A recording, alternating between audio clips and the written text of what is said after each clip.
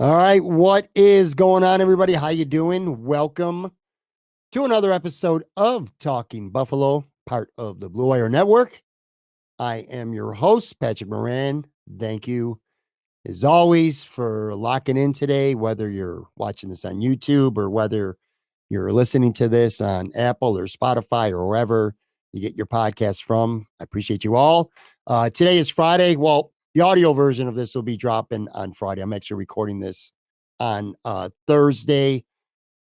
If you watch the show regularly, no live from Imperial Pizza Show for this Friday. It's not going to be something we do every week going forward. We'll probably have that a couple times a month, depending on who the guest is. I want to save having live from Imperial shows, those in-person shows where fans get to come out and meet the guests. For when I have really good guests, man. I don't want to overdo it. Doing a solo episode today won't be a long one. I know I've been saying that a lot, and it seems like every single time I do one of these solo episodes, it ends up going 20 minutes longer than I want. So I want to make a concerted effort to keep this episode today short and tight. On Wednesday's show with Anthony Marino from Buffalo Rumblings, we dedicated a big chunk of that episode to 5 things that concern me about Buffalo Bills training camp. For a little bit of perspective, training camp, well, now it's officially over in Rochester. I got an opportunity to go to 5 practices in total. So I haven't been there every day, but I have been there a lot and I've seen a lot. And on Wednesday, like I said, I spent some time talking about some of the biggest concerns I had about this football team based purely on what I've seen with my own eyes, my own observations through training camp. So today, gonna flip the switch here, so to speak, and I'm gonna focus on 5 things that I've liked the most about Buffalo Bills training camp 2023. And there's a whole lot to like. So stick around for that. Before we get going, real quick, if you're not already subscribed to this YouTube channel, if you're watching this video on YouTube, please make sure you like, subscribe, leave a comment, all that stuff. Really helps me continue to grow this show. And of course, like I said, on the audio side, and I know that's where most people consume this podcast is on the audio side. Make sure if you're not already subscribed, that you are. And like I said, I'm starting to do, you'll see why soon enough, but I'm starting to do 1 or 2 solo episodes here per week. It's a different vibe for me. It's a different well, it makes the whole show different. Kind of bear with me a little bit. Hopefully, like I said, if you've been watching the show for, for a long time, you'll kind of bear with me as I get a little bit used to doing 1 or 2 of these per week solo. Still, the majority of these, the vast majority of these Talking Buffalo podcast episodes are going to be with the guests. I still like doing those fired away the most. I feel like the strength of the show is having a guest on and having interesting and informative conversations with my guests. But like I said, for a couple of reasons, I'm starting to work in a couple of solo shows. So just bear with me a little bit as I get used to this. And I'll tell you real quick, too, major props. And I've said this a few times previously, but it's not until you start trying to do some of these episodes solo where you really gain an appreciation for the people out there who do these solo and do them well. Joe Marino from Locked On Bills puts out a show 5 days a week, and the vast majority of his episodes are solo. Just major props to him. I don't know how he does it, and he does it so well. And there's some other people out there as well. Anyway, I'm kind of working my way into doing a few of these. Not going to sit here and blab anymore. I'm going to get right down to business. Like I said at the top, man, I don't want to have these episodes be very long. I want to give you guys some information and some thoughts and some perspective and then get out of here. And today I am focused on 5 things I've liked most about Buffalo Bills training camp. The first one, and I will kind of go like from 5 down to 1. So I would say number 5, I sense a more aggressive, maybe not aggressive, certainly a more complex offensive and defensive system being put in place, game plans compared to a year ago. Now, of course, on the offensive side of the football, Ken Dorsey is in his 2nd year as offensive coordinator, so you would expect some growth from year 1 to year 2. And then on the defensive side, Leslie Frazier is out as defensive coordinator, and Sean McDermott is taking over play calling duties on the defensive side. Without getting into a long spiel about how I felt about Leslie Frazier as Bill's defensive coordinator, I thought he was a great leader of men. I thought he had this team prepared to play almost every week during his tenure as Bill's defensive coordinator. I felt like the Bills rarely, if ever, beat themselves on defense. Like when they played inferior teams or rookie quarterbacks, they really feasted on them. And that's a credit to the defensive coordinator just having this team ready to play every week. However, and I'm sure a lot of you feel the same way, my biggest gripe with Leslie Frazier, in part Leslie Frazier, and I'm sure Sean McDermott deserves some blame as well as the positional coaches and the players, quite frankly. But their elimination losses in the playoffs the last couple of years, the defense was just utterly pathetic. It was pathetic in Kansas City in the 13-second game, and the defense just flat out, with the exception of Matt Milano and actually Kyer Elam. I've said this many times. Those two guys, I feel like the defense didn't even bother to show up in Orchard Park against Cincinnati last year when the Bills got embarrassed on their home field. So anyway, Leslie Frazier's out and Sean McDermott's in, and I'm sensing based on practice, and I mean, look, we're going to have to wait to see during the regular season if this turns out to be accurate, but I get a sense that this defense is going to be more aggressive.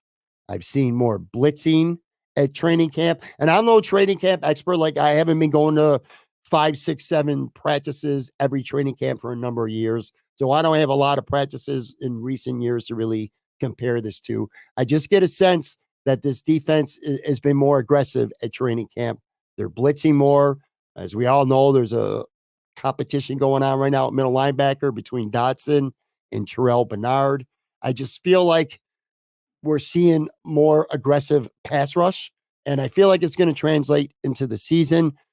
Um, we don't know. Like Taylor Rapp is going to have a big part. I think he's going to have a pretty big part in this defense, even though he's technically not a starter.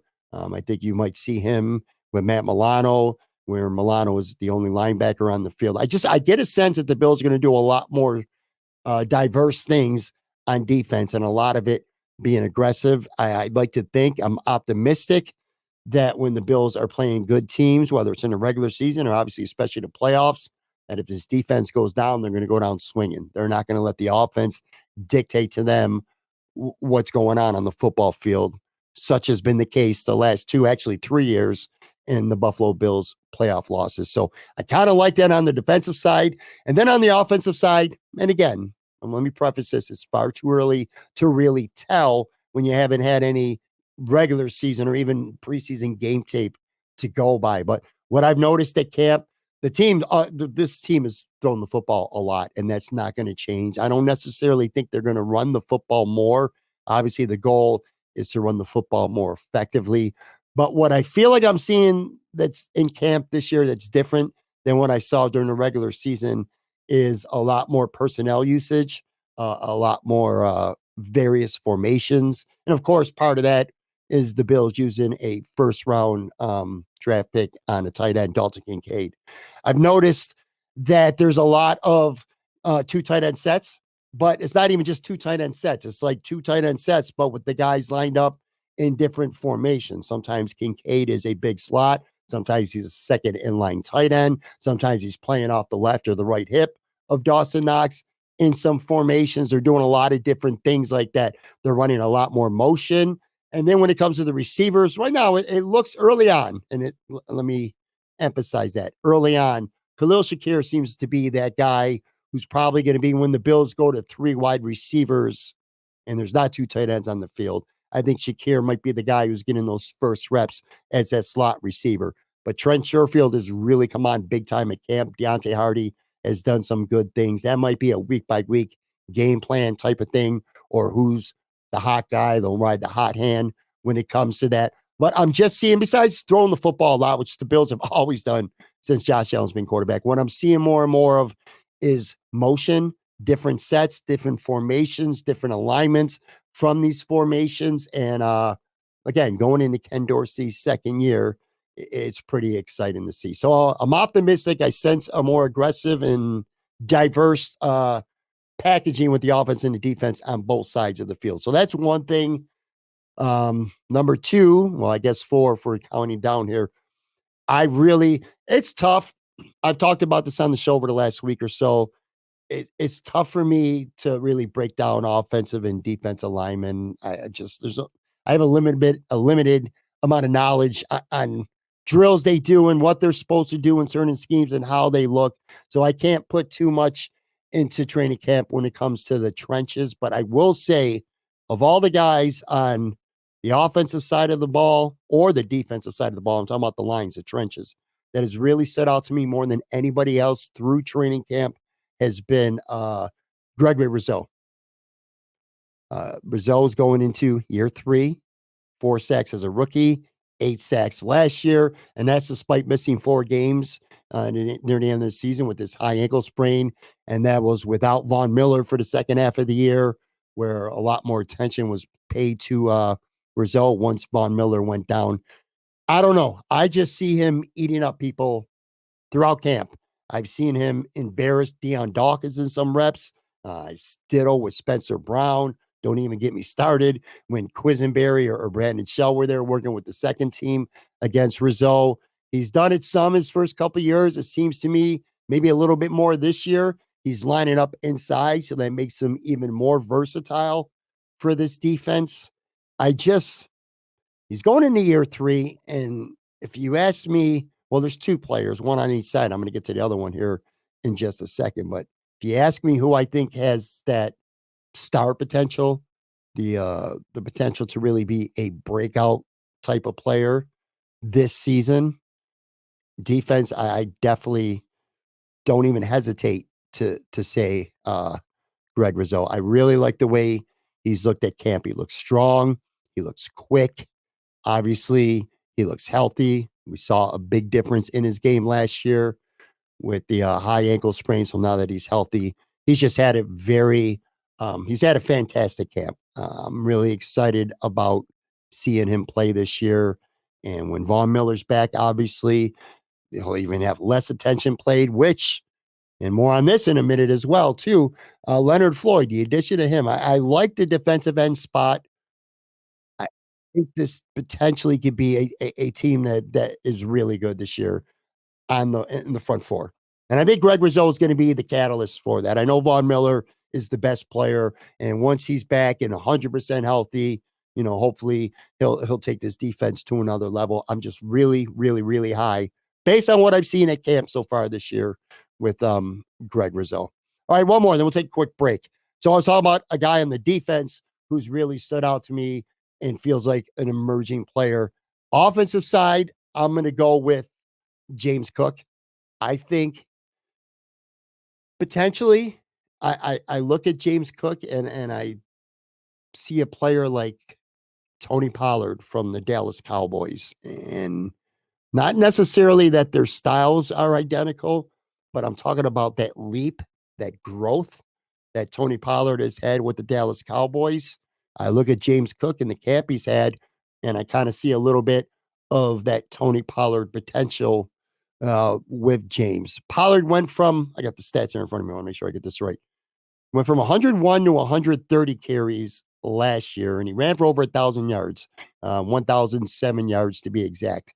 He averaged 5.2 yards per carry, and then he had 39 catches for 371 yards and 12 total touchdowns.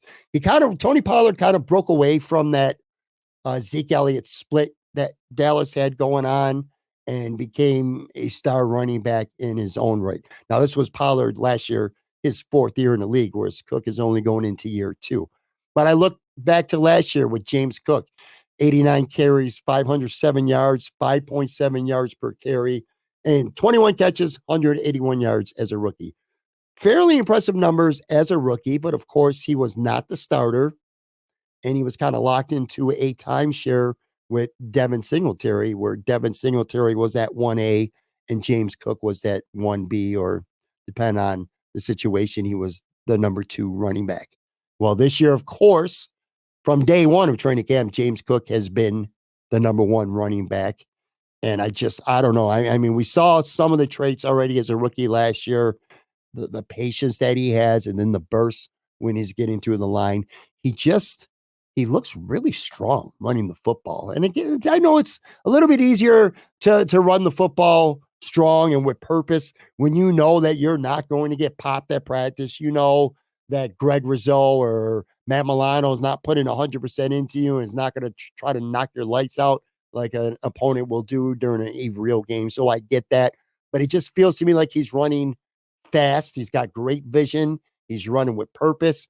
And we knew this coming out of college, his hands. He's got really good hands, just running really good routes at practice. There are a couple wheel routes that would have been touchdowns that I seen a couple practices during training camp. I'm trying to think of, Saran Neal, I remember now. He got matched up with Saran Neal and he ran a wheel route, and it just, poor Saran, man. He just absolutely embarrassed him. So anyway, James Cook has been, to me, lights out. The real competition is behind him between Damian Harris and Latavius Murray right now for who's going to back him up. But regardless of who it is, I see big things from James Cook this year. I've been really super impressed with him throughout training camp. And one more quick little bold prediction here, I should say. If you're a fantasy football player, guys or girls out there, I don't know what his draft status is, what his ADP is right now when it comes to fantasy football drafts, but I'll tell you, I feel pretty confident in telling you whatever it is, you may want to draft him earlier. He's the kind of guy who should be drafted early in fantasy football drafts this year. I just see a really big year from him based on what I saw from training camp. That has me real excited. All right, let's take a real quick break. I'm going to come back and a couple more things that I'm most pleased about when it comes to the Buffalo Bills and 2023 training camp now that it's concluded.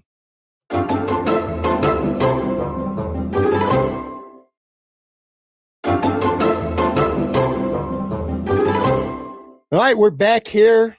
5 best things about Buffalo Bills training camp 2023. And again, if you're watching this video on the YouTube side, please, please, please, if you haven't already, make sure you subscribe, hit that like button, comment. It really helps us continue to grow this show. All right, so I talked about a lot of the on-field stuff through training camp, whether it's schemes and formations and aggressiveness, both on the offensive or defensive side. We talked about Greg Rosseau having a really spectacular camp, looking good on the defensive side.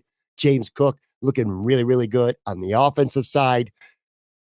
My number 2 thing that I've liked the most about camp is a little bit on the field, but more so off it, and that's Stefon Diggs.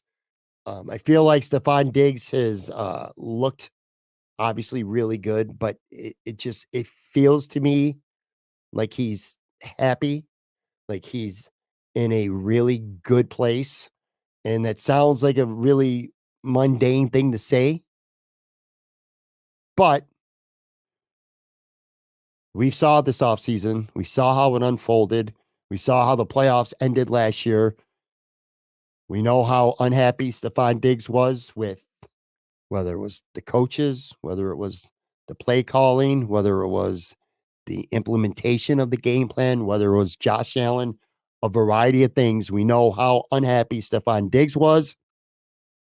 We saw the drama unfold during the offseason on social media, Instagram, Stefon not coming to OTAs, which, by the way, I will say too, none of this in hindsight was a really big deal, although we made a really big deal of it at the time. And to some extent, I feel for good reason. I mean, this is a leader, a captain of the football team, and he was clearly unhappy and in no mood to talk to anybody. So anyway, at the time, kind of a big deal. In hindsight, not so much. But anyway, no OTAs. He misses the first day of minicamp, doesn't talk. We find out the first day of camp, he met with McDermott and for whatever reason got sent home or went home on his own. Who knows?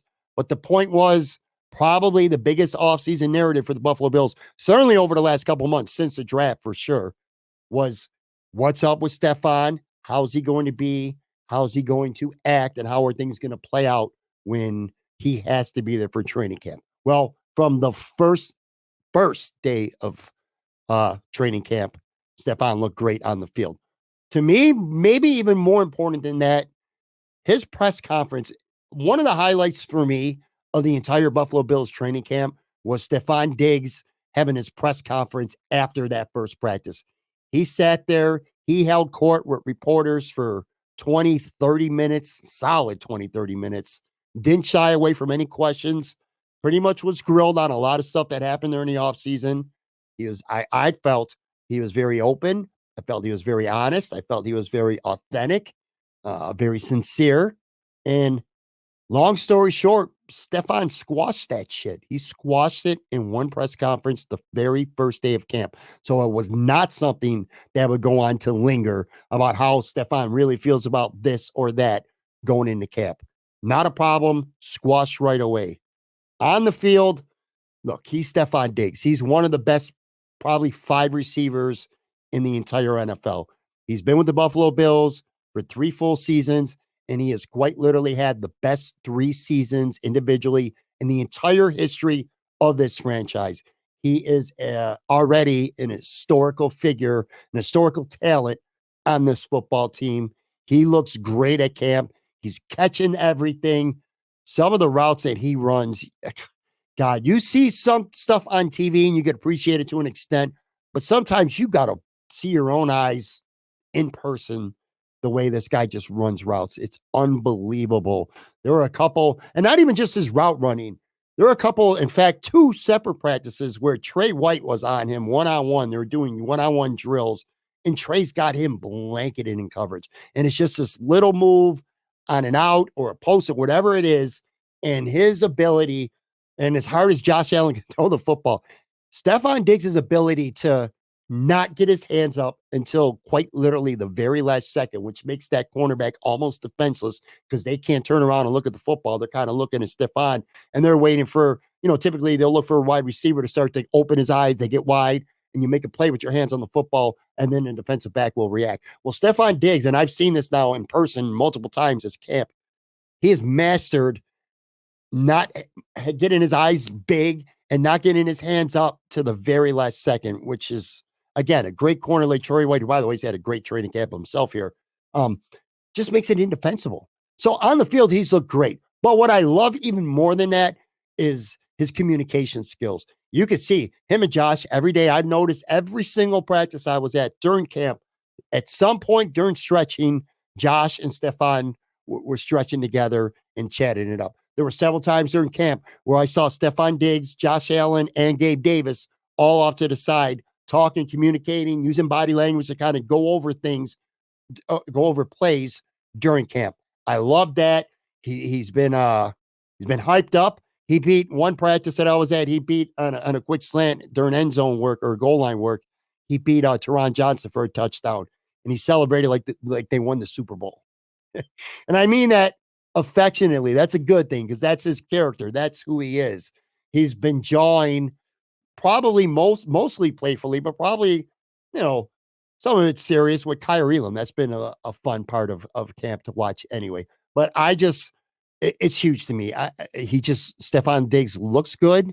And to the eye, it certainly feels like he's in a very good place. He's very happy right now. Now, of course, when the bullets start flying, we'll see how things go down. We'll see how Stefon handles it if the Bills, maybe they struggle out of the gate early, or for whatever reason, and I don't see why it would happen if Josh is not getting him the football enough. Then we'll see maybe if his attitude changes. But again, this is a conversation and topics that I'm talking about based on training camp. And based on what I've seen at camp right now, you're just looking at a very, very, very happy, motivated, playful, and energetic Stefon Diggs. And I could not be happier.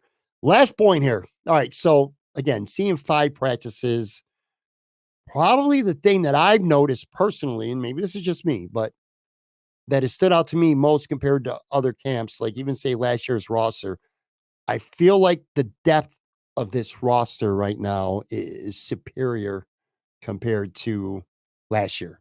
And you've seen it through performances at practice during camp, and of course on paper as well. Some of these aren't really surprising. You really don't necessarily need to watch training camp practice with your own eyes to draw these conclusions. But it affirms and it strengthens how you feel about something when you see it on paper, when you actually get to watch it in person as well. The wide receiver position, so you look at who's gone from last year. All right. So you have Cole Beasley, And again, forget the name. Let's talk about not Cole Beasley, the football player for his career. Let's talk about 2022 Cole Beasley. Had some production, but he was a shell of what he was as a player when he was great for the Bills and the Dallas Cowboys before that. Nothing against him. It's just what it is. Age catches up to you at some point, right? So anyway, you had 2022 Cole Beasley. You had 2022 John Brown, who minus a sensational long touchdown catch last year, was brought in late in the season, really didn't do much. Jamison Crowder, another name that the Bills signed as a free agent last year, didn't do anything. Started out slow, got hurt. Basically, season was over. And then Jake Kummerow, who is a very good special teams player, was getting some offensive snaps early in the season, especially when Gabe Davis had an injured ankle. But again, he got hurt too. So you look at that depth last year and what you got from that position, not a lot. And then I see at camp this year, the additions. I can't say this enough.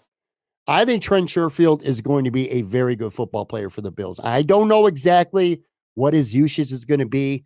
I suspect it might be a little slow to start out, but I think as the season wears on, you're going to see him make plays and do things that are just going to make they're going to make Ken Dorsey need to have Trent Sherfield on the field more. I like him a lot. I've been super impressed with his hands at camp. We all know that he's a physical player. He's a good special teams player, but he's a lot more than a good special teams player. This guy could be a good football player. He was the third wide receiver last year for Miami. He did some nice things. I still remember that 75-yard slant for a touchdown against the 49ers. I remember that because I was betting on that game, and that one play excited me, and then it all went downhill for Miami after that. But anyway, I like Sherfield a lot. His hands have impressed me at camp. He had one of the best catches. I wasn't there for that practice. I believe it was this past Monday, or Tuesday or Wednesday. I don't remember. But anyway, one of these last few days, he had probably the best catch of all training camp. I think he had to step on Teron Johnson and just made a sensational catch. I like him a lot. He's going to be your primary boundary backup to Gabe and Stefon, but I think you're going to see him play a lot in the slot. So anyway, you got Sherfield. You got Deontay Hardy, who is not without flaws. Seen some drops. The comparison is Isaiah McKenzie, and it's a valid one. They're both tiny. They're both quick. They're both exciting when they got the football in their hands. They both have, again, we've seen Isaiah do it during a regular season, whereas this is only training camp for Hardy. But I've seen Hardy drop a couple passes that he absolutely should have reeled in. He's going to be the primary kick returner. I'm almost positive of that. So anyway, I like him more than I like Isaiah McKenzie. Well, I like him more than what I saw from Isaiah McKenzie on the football field in 2022. Let me put it that way. And then the rookie, I don't think you're going to get much from Justin Shorter this year, but he's a big boy. I think he's going to develop. I think he'll have a role. I think he's going to make the 53-man roster. I think he's going to be a valuable special teams player right off the gate. And I think you might see some things from him later in the season. But anyway, wide receiver, Sherfield, Hardy, Shorter. I like that a lot better. Even though the other names are bigger, I like that better than 2022 Beasley, Brown, Kummerow, and Jamison Crowder. At tight end, Quentin Morris goes from being your primary backup tight end last year, tight end 2. Now he's tight end 3, of course, because of Dalton Kincaid in the mix with Dawson Knox. So I think the depth is way better at tight end. And by the way, I probably should at least throw the name Jay Sternberger out there. He's had a pretty good camp didn't do too much, but I feel like he's had a pretty good camp for the Buffalo Bills. The running backs. So last year you had Devin Singletary, kind of a mixed bag, how I felt about him, really shifty. He ran tougher than given credit for, but still he wasn't what I wanted in a Buffalo Bills starting featured running back. Anyway, and you had James Cook and Naheem Hines as his backups last year. Well, once Zach Moss was traded, Zach Moss totally got traded, I should say. This year, I really like the Bills' backup running backs a lot. So James Cook is the feature back, which I like, and I really like the combination of Damian Harris or Latavius Murray.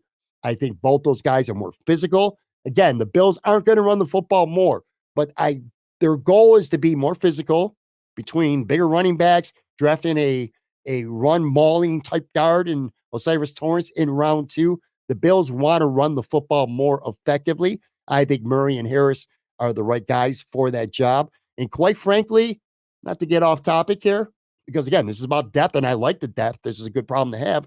I think Latavius Murray is actually at some point, if not right away, I think at some point he's going to overtake Damian Harris.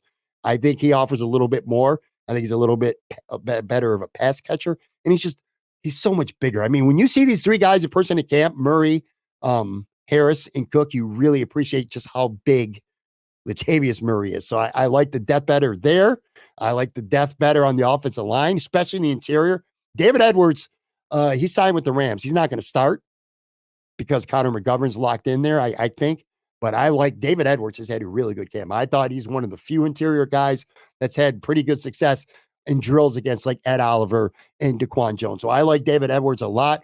Brandon Shell from Miami, don't love him whatsoever at right tackle. But again, compared to last year, probably an upgrade because at least he's played in the NFL. He knows what it's like to be a starter too. So you got him backing up Spencer Brown. Ibaka's back from his Achilles. Quite frankly, I'm not sure how that's going to play out if he even makes this roster, but he's looked pretty good at camp. I thought he's had a good camp. So I think the offensive line depth is definitely better than it was a year ago. Let's not remember, guys, like Ben Roden were playing critical snaps. I remember that Miami game that really sucked.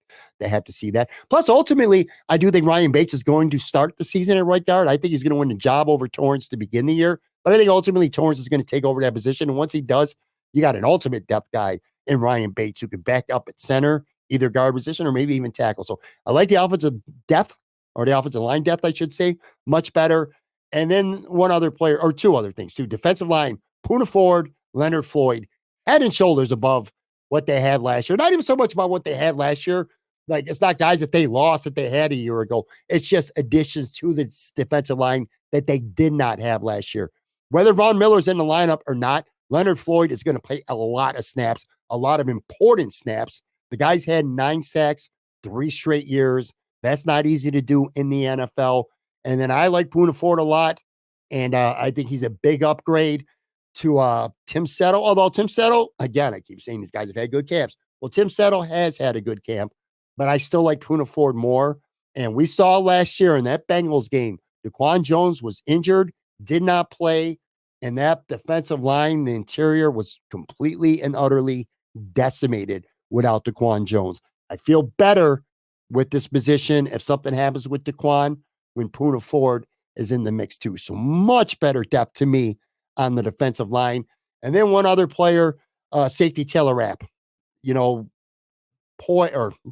Micah Hyde, Jordan Poyer, they're healthy now. That's fantastic. And you can notice at camp, their usage has been slim by design, and it's the right move. In fact, Jordan Poyer's had 2 veteran rest days over the last week or so of camp. But last year, one of those guys go down, and Micah Hyde missed almost the whole season. Jordan Poyer was walking wounded. Let's not remember Jaquan Johnson. That was a disaster. Cam Lewis, who's still on this roster and probably won't make this roster because he's a versatile guy. Play a little bit of the outside, can play some safety, some slot, and he's really good on special teams. But anyway, he's not the guy I want there playing snaps at safety. DeMar Hamlin, pretty good during the season. I felt like before the injury against Cincinnati, of course, felt like he started out really good, kind of hit a wall a little bit. But anyway, he's working himself back, trying to get back to 100%. We'll see how that plays out. But, and then they even had D. Marlowe, who's still on this roster for now anyway. He's back this year. He's just not the same player that he was a couple of years ago. Taylor Rapp can back up those positions. He can play that big slot. I think he might play some middle linebacker and some dime defenses where Milano's the only true linebacker. So I really like Taylor Rapp, that addition. And I think with him and Hamlin, a healthy Hamlin, and obviously the 2 healthy safeties, just the depth at that position to me is much better. So the overall depth, I think during training camp is really shined through compared to a year ago. Real quick, then we're out of here. I actually got 2 quick bonus things here. Gabe Davis, I think if you asked me, and some of you have, thank you. If you asked me who has been the MVP of Bills training camp, I don't know that I would say Gabe Davis, but I would absolutely think about him, and he would very much be in the mix for camp MVP. He looks fast. He's catching the ball, training camp or not. He's catching the ball really well. He's running crisper routes, it seems, than he ever has. And the high ankle sprain last year, it affected him physically early in the year. And I honestly And I'm not making up excuses for the guy. I think it affected his confidence throughout the year. I think it was a lingering issue for him. And I think we saw that the combination of what he did against Kansas City when he had 4 touchdowns and over 200 yards, maybe that just put the expectations to an unreasonable amount because the guy had like 800 some yards last year. Not elite for a number 2 wide receiver, but better than average. Anyway, he's looked fantastic in camp. His running, his route tree, his hands, he just looks like a guy who's in a contract year, by the way, who's ready to become what we all hope that Gabe Davis can be. So I'm very encouraged by what I've seen from him at camp. And then the last thing, and quite possibly, honestly, the most important thing, no serious injuries.